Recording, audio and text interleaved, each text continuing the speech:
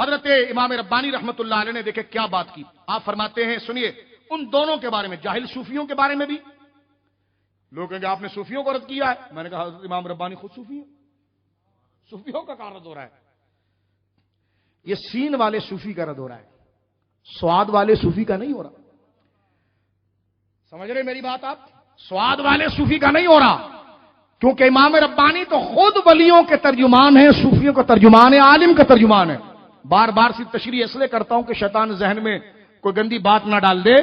ہم تو ان بازاری لوگوں کا کام کر رہے ہیں جنہوں نے یونیفارم تو پہنا ہے علماء کا, لیکن کام یزید کے لیے کر رہے ہیں.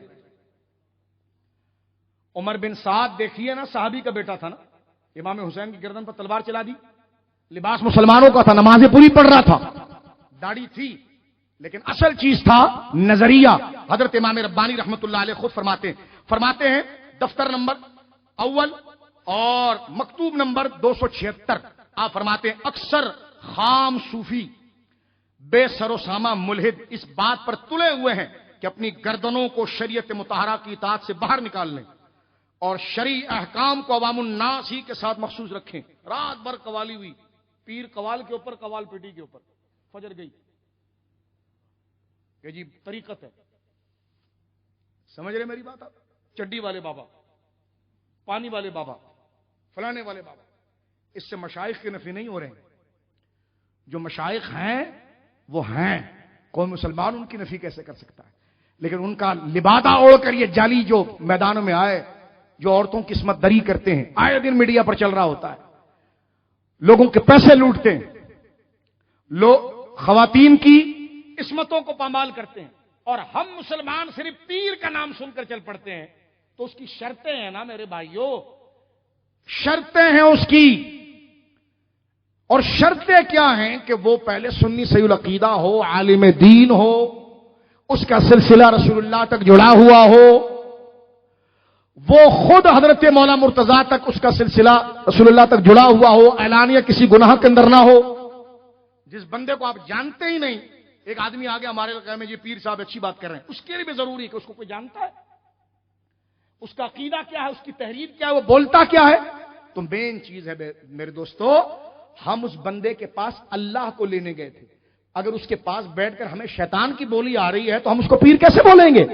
پیر تو اس کو بولتے ہیں. حضور نے فرمایا اللہ کا ولی وہ ہوتا ہے جس کی صحبت میں بیٹھ جاؤ تو تمہارا دل بھی اللہ اللہ کرے, تمہیں اللہ یاد آ جائے, تم دنیا کو بھول جاؤ. حضرت سیدنا امام ربانی یہ بات کرتے ہیں کہ فرمایا ایسے وہ صوفی تھے کہ جنہوں نے اپنے دلوں اپنے اوپر سے شریعت مطہرہ کے ڈور کو نکال پھینکا.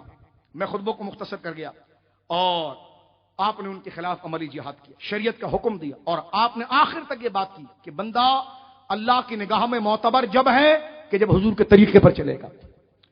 قرآن کہتا ہے قل ان کنتم تحبون اللہ فاتبعونی یحببکم اللہ. اے محبوب مکرمہ فرمائیے ان کنتم تحبون اللہ, جو یہ چاہتا ہے کہ اللہ اس سے پیار کرے, فاتبعونی تو وہ آپ کے راستے پر چلے, وہ آپ کے یحببکم اللہ, اللہ رب العالمین جل وعلا اس سے پیار کرے گا. اس میں ایک بات اور بھی امام ربانی نے کی. وہ جاہل صوفی پتہ ہے کیا کرتے تھے؟ نمازوں کا وقت ہوتا تھا تو چلا گاہ میں چلے جاتے, کرے ذکر کریں گے. امام ربانی نے کہا کہ تمہارے لاکھ ذکروں کی وہ حیثیت نہیں جو جماعت کے ساتھ نماز کی. بولی سبحان اللہ. آپ نے ان کے پردوں کو چاک کیا, خود وہ ہوس پسند, عیاش پسند. اور ہوا پھر کیا میرے دوستو, اکبر, آپ بھی سوچتے ہوں گے یار اکبر تو مسلمانوں کے گھر پیدا ہوا, 14-15 سال کی عمر میں بادشاہ بن گیا. پہلے تو وہ علماء کے جوتے چومتا تھا, مشائخ کے ہاتھ چومتا تھا, علماء کے لیے جوتے پہناتا تھا. آپ کہیں گے شاہ صاحب ہم نے تو تاریخ یہ پڑھی ہے, آپ تو عجیب بات بتا رہے ہیں. آپ کہہ رہے ہیں کہ وہ شریعت کا منکر ہو گیا تھا, وہ تو دین کا منکر ہو گیا تھا.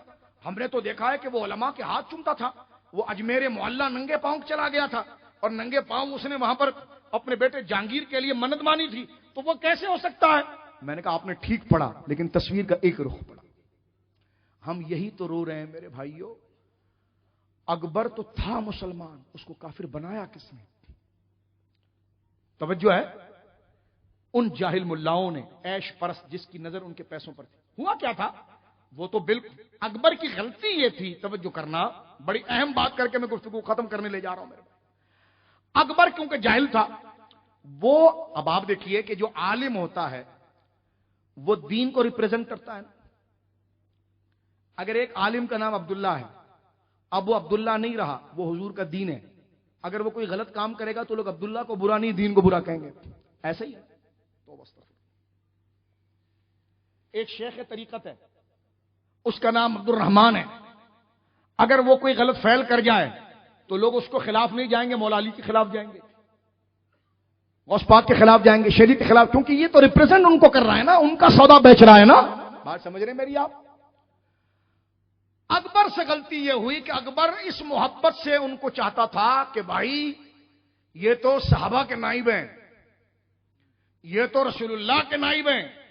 اور واقعی میں عالم ربانی رسول اللہ کے نائب ہی ہیں. حدیث پاک میں آیا العلماء ورثۃ الانبیاء، علماء انبیاء کے وارث ہیں. حق بات ہے، لیکن وہ تو 2 نمبر دنیا پرست لوگ تھے. اکبر کو غلطی کیا لگی کہ جن ملاؤں کو اس نے قریب کیا تھا وہ اس کو جو فتویٰ دیتے تھے نا خود اس کے خلاف کرتے تھے. تو اس نے دیکھا یار یہ مجھے کہتے یہ چیز صحیح نہیں ہے اور خود کر رہے ہیں. توجہ ہے آپ کی کہ بہت خطرناک نہج ہے، اس لیے میں کھل کے آپ سے بات کرنا چاہتا ہوں. یہ پیر مجھے یہاں پر یہ بات کر رہا ہے اور مجھے اپنے تقوی سے ڈرا رہا ہے اور خود یہ حرکت کر رہا ہے. اس سے جہالت یہ ہوئی، اس کو چاہیے تھا کہ ان بندوں کو غلط کہتا. جاہل تھا نا، اس نے کہا پچھلے بھی ایسے ہی ہوں گے، کیونکہ یہ اس کے ترجمان ہیں. تو جب ترجمان ایسے ہیں تو پیچھے بھی ایسے ہیں. بھائی چاہیے تھا کہ اگر اس بندے نے غلط کام کیا تو اس کی مذمت کی جائے، شریعت کا مذاق نہ اڑایا جائے. ان مسلم اولیاء جن کے تقوی طہارت پر قرآن و سنت اور امت اجماعی طور پر ان کی شان بیان کرتی ہے، توجہ ہے آپ کی، ان کے خلاف نہ جانا. لیکن کیا تھا؟ جاہل تھا. اس نے غوث پاک کو ان جیسا سمجھا. اس نے کہا جب یہ ایسے ہیں تو معاذ اللہ غوث پاک بھی ایسے ہوں گے. اس نے کہا یہ ایسے ہیں تو ابو حنیفہ بھی ایسے ہوں گے. اس چکر میں وہ دین سے بدزن ہوا اور اس وقت ہندوؤں نے اس پہ ہاتھ رکھا اور آدھا شیعوں نے ہاتھ رکھا اور اس کو وہاں سے راستہ بنا کر اسلام سے باہر کیا. اس لیے مجدد صاحب نے ان کو کہا کہ ظالموں، تم تو رسول اللہ کے عزت کے منصب پر پہرا دے رہے تھے، تم نے تو وہ کام کیا جو ابو جہل نے نہیں کیا، تم نے اسلام کا دشمن بنا دیا ان کو. تو مجدد صاحب رحمت اللہ علیہ نے جب بات کی نا تو جہانگیر ان کو ان ملاؤں کی طرح سمجھ رہا تھا کہ بس 2-4 پیسے میں سے دوں گا یہ نرم ہو جائیں گے. لیکن آخر تک یہ ہوا کہ جیل تک میں ڈال دیا گیا، ہاتھیوں سے لوگوں کو چلایا گیا، اپنے دربار میں بلایا گیا. تو حضرت مجدد صاحب اب وہ دیکھتا تھا کہ اگر واقعی میں وہ دیکھنے لگا کہ یہ جب آئے گا تو سارے ملا تو آتے ہی ایسے، لیکن جب آپ دربار میں آئے تو سر جھکا کر نہیں آئے بلکہ اس چھوٹے دروازے سے پاؤں ڈال کر آئے. اور اقبال نے کہا کہ گردن نہ جھکی جس کی جھکی جہانگیر کے آگے.